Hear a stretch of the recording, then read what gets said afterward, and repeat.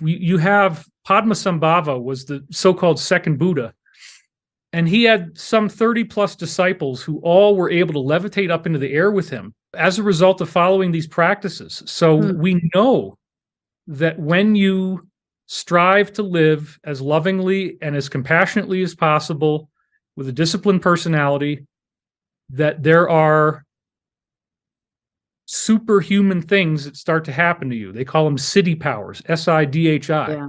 Mm-hmm.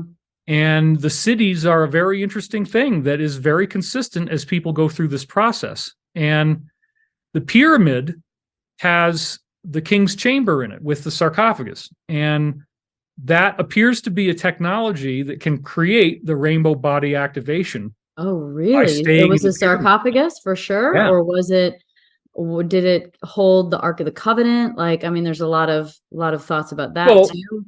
I wrote in my third book, I guess, the Ascension Mysteries, that the measurements of the Ark of the Covenant, as described in the Old Testament, are precisely identical to the King's Chamber sarcophagus. Right. Now, that's weird because the sarcophagus hadn't been discovered yet officially until Caliph al-Mamun bored a hole through and got in there in the early AD. Okay. So what the heck are we doing with the Old Testament having the same measurements? Well, there was a secret entrance that priests were using to get up into that chamber. And so those measurements were the result of secret knowledge in the Old Testament. But when we look at the pyramid structure, we've had modern experience with building them in Russia, and we see that they have incredible benefits to people's health.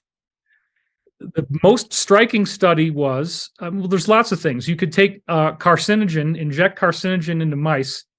You have a control group that you put them outside the pyramid, and let's say 70% of them die of cancer.